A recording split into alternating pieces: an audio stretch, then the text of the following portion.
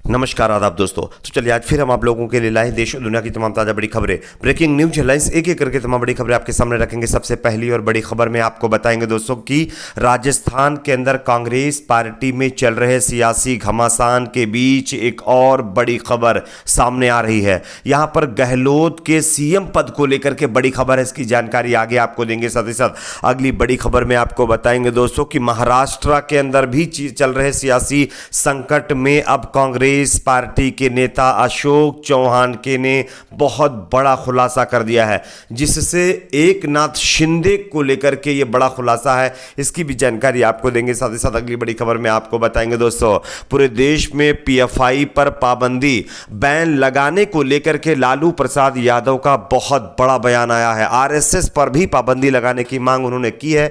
क्या कुछ उन्होंने कहा, इनके बयान को भी सुनाएंगे। साथ ही साथ अगली बड़ी खबर में आपको बताएंगे दोस्तों कि आरटीआई के अंदर बड़ा खुलासा हुआ है। बिल्किस बानो, आप जानते होंगे कि किस तरह से बिल्किस बानो के साथ हैवानियत की गई, लेकिन अफसोस की बात तो यह है कि बिल्किस के हैवानियत के अलावा और कितनों को निर्दोष बता करके छोड़ चुकी है गुजरात सरकार। इसको लेकर के जवाब मांगा गया था, इस पर जो जवाब जो है गुजरात सरकार का आया वो चौंकाने वाला है दोस्तों। क्या जवाब गुजरात सरकार की तरफ से दिया गया है, इसकी भी जानकारी देंगे। साथ ही साथ अगली बड़ी खबर में आपको बताएंगे दोस्तों कांग्रेस पार्टी की दिग्गज नेता जयंती पटनायक को लेकर के दुखद खबर सामने आ रही है, इसकी भी जानकारी देंगे। साथ ही साथ अगली बड़ी खबर में आपको बताएंगे दोस्तों कि उत्तर प्रदेश के उन्नाव में साधुओं ने एक नया कारनामा कर दिया है दोस्तों।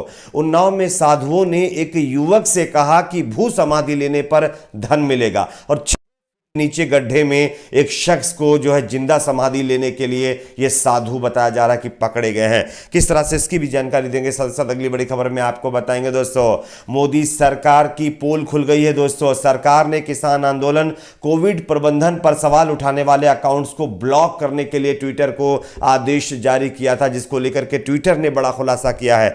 क्या ट्विटर की तरफ से कहा गया है भी आपको बताएंगे। उससे पहले एक छोटी सी रिक्वेस्ट दोस्तों करेंगे, इस वीडियो को ज्यादा से ज्यादा लाइक करिए, शेयर करिए, चैनल को सब्सक्राइब जरूर कर लीजिए। बात करेंगे पहली और बड़ी खबर की। जैसा कि आप सभी जानते हैं दोस्तों कि अशोक गहलोत और सचिन पायलट के बीच राजस्थान लगातार घमासान जारी है। यह घमासान खत्म होने का नाम नहीं ले रहा है। इसी बीच खबर आ रही है कि अशोक गहलोत के सीएम पद को लेकर के एक दिग्गज नेता और राजस्थान के एमएलए ने बड़ा खुलासा कर दिया है। हम आपको खबर दिखा रहे हैं, आप देख सकते हैं। राजस्थान में चल रही सियासी उठापटक के बीच मंत्री प्रताप सिंह खचरियावास का एक बार फिर बयान सामने आया है। उन्होंने कहा है कि कांग्रेस पार्टी में कोई व्यक्तिगत विवाद नहीं है, यह हमारे परिवार का मामला है, इसे मिलकर सुलझा लिया जाएगा। हमारे जिन नेताओं को कांग्रेस नेतृत्व से नोटिस मिला है, हम उस नोटिस का सम्मान करते हैं, सम्मान के साथ जवाब देंगे। हमारे नेता हमसे नाराज नहीं है, अगर कोई नाराज है तो हम उन्हें मना लेंगे। और साथ ही साथ उन्होंने यह भी कहा कि यह मसला जल्द सुलझा लिया जाएगा।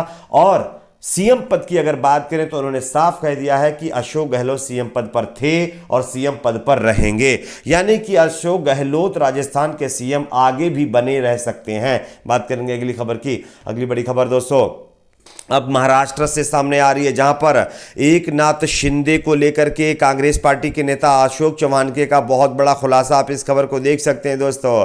महाराष्ट्र में शिवसेना और बीजेपी का गठबंधन कैसे टूटा, इस बारे में जो अब तक कहा जाता रहा है वो सच नहीं है, सच कुछ और है दोस्तों। यह दावा महाराष्ट्र में मुख्यमंत्री रह चुके और महाविकास आघाड़ी सरकार में मंत्री रहे सीनियर कांग्रेस नेता अशोक चौहान के ने कर दिया है दोस्तों। अशोक चौहान के ने दावे के मुताबिक यह सच नहीं है कि बीजेपी की ओर से 2019 के विधानसभा चुनाव के बाद उद्धव ठाकरे को सीएम बनाने का अमित शाह ने वादा किया था और बाद में वो मुकर गए, इसलिए गठबंधन जो है, इसलिए यह गठबंधन टूटा है। बीजेपी तो लगातार ये कहती रही कि अमित शाह ने उद्धव ठाकरे से ऐसा कोई वादा नहीं किया था।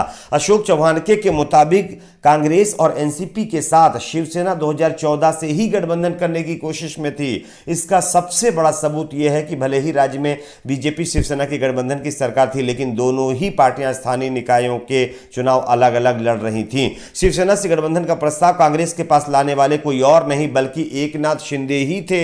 यानी कि महाराष्ट्र के अंदर जिस तरह से शिवसेना और महाविकास आघाड़ी का जो गठबंधन हुआ था उसका प्रस्ताव लाने वाले एकनाथ शिंदे ही थे। लेकिन आज शिंदे और उनके नेता क्या कह रहे हैं ये आप देख सकते हैं। बात करेंगे अगली खबर की। अगली बड़ी खबर दोस्तों आ रही है लालू प्रसाद यादव का मोदी सरकार पर बहुत बड़ा हमला। पीएफआई पर जिस तरह से मोदी सरकार ने बैन लगाया, इसको लेकर के लालू प्रसाद यादव ने सीधे तौर पर मोदी सरकार को निशाना बनाया। हम आपको खबर दिखा रहे हैं, आप देख सकते हैं पीएफआई को देश से 5 साल के लिए बैन कर दिया गया है, जिसको लेकर के अब सियासी जंग शुरू हो गया है।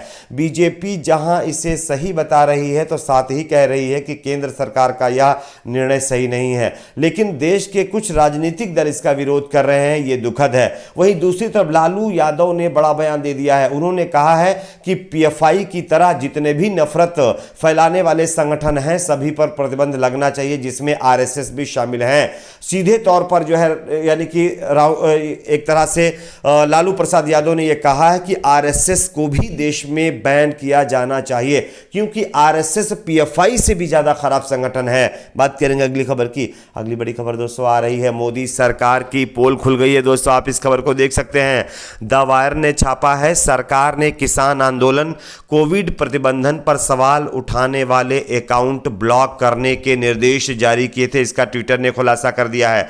मैं आपको खबर दिखा रहा हूं, आप देख सकते हैं सोशल मीडिया पर ट्विटर से सोमवार को कर्नाटक उच्च न्यायालय में कहा है कि केंद्र सरकार किसानों के आंदोलन और कोविड-19 महामारी के कथित कुप्रबंधन से संबंधित राजनीतिक सामग्री के कारण केवल उन ट्वीट के बजाय यूजर का अकाउंट ब्लॉक करने के लिए कह रही थी जिन्होंने सोशल मीडिया के ऊपर ट्विटर के ऊपर किसान आंदोलन जैसे मुद्दों पर सवाल उठाए थे। रिपोर्ट के अनुसार ट्विटर की ओर से पेश वरिष्ठ वकील अरविंद ततार ने तर्क दिया कि कंपनी को पूरे अकाउंट को ब्लॉक करने के लिए कहा गया था।